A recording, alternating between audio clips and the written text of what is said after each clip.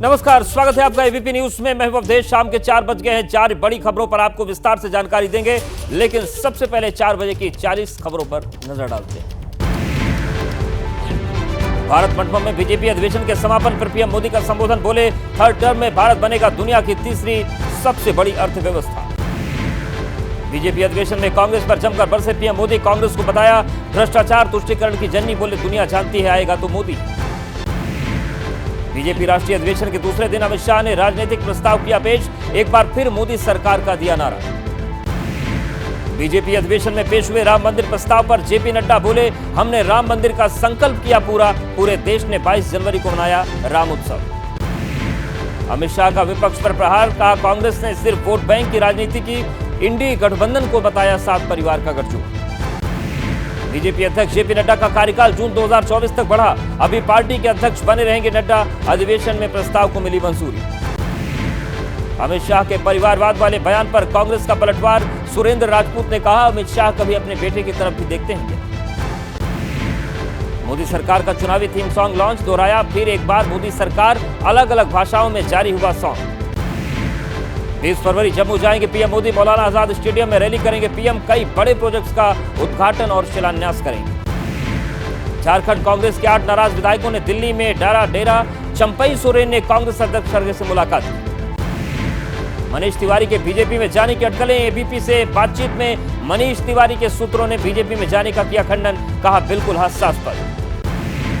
कांग्रेस नेता कमलनाथ और उनके बेटे नकुलनाथ आज बीजेपी में हो सकते हैं शामिल। इस दौरान एमपी के सीएम मोहन यादव रह सकते हैं मौजूद। बीजेपी में शामिल होने की खबरों पर पूर्व सीएम कमलनाथ बोले, मेरी कहीं बात नहीं हुई। दिग्विजय सिंह का बयान। बोले, ईडी, आईटी और सीबीआई के दबाव में है कमलनाथ। उन्हें नहीं लगता पार्टी छोड़ेंगे कमलनाथ। बीजेपी नेता तेजिंदर बग्गा ने कमलनाथ के बीजेपी में शामिल होने की अटकलों को खारिज किया। लिखा, कमलनाथ के लिए बीजेपी के दरवाजे न खुले थे न खुले। संजय राउत के कमलनाथ को बताया कायर और डरपोक। का बेटे के राजनीतिक भविष्य को लेकर पाला बदल रहे हैं कमलनाथ। राहुल गांधी की भारत जोड़ो न्याय यात्रा आज प्रयागराज पहुंचेगी। बेरोजगार युवाओं से संवाद करेंगे राहुल गांधी। राहुल गांधी की यात्रा में शामिल नहीं होंगे स्वामी प्रसाद मौर्य और पल्लवी पटेल। कल यात्रा में शामिल हुई थी पल्लवी।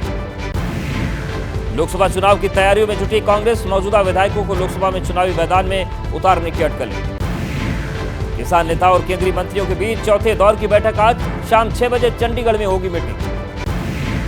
शंभू बॉर्डर पर किसान नेताओं की प्रेस कॉन्फ्रेंस का। पीएम मोदी से आशा, आज पॉजिटिव रिजल्ट निकलने की उम्मीद। पटियाला में बीजेपी नेताओं के घर के बाहर किसानों का धरना जारी। बीजेपी नेता कैप्टन अमरिंदर सुनील जाखड़ के घर बाहर किसानों ने डाला डेरा। आंदोलन के चलते हरियाणा के 7 जिलों में इंटरनेट बंद। कल रात 12 बजे तक बंद रहेगा इंटरनेट। भारतीय किसान यूनियन की मासिक पंचायत में बोले राकेश टिकैत, 26 और 27 फरवरी को हाईवे पर होगा ट्रैक्टर मार्च। शंभू बॉर्डर पर किसानों को कंट्रोल करने के लिए पुलिस फोर्स तैनात। हाईटेक उपकरणों से लैस दिखे जवान। संदेश खाली पर नहीं थम रही सियासत। आज सिलीगुड़ी में बीजेपी ने ममता सरकार के खिलाफ प्रदर्शन किया। संदेश खाली पहुंची टीएमसी की जांच टीम। ममता सरकार के 3 मंत्री शामिल। पीड़ित लोगों से कर रहे हैं बातचीत।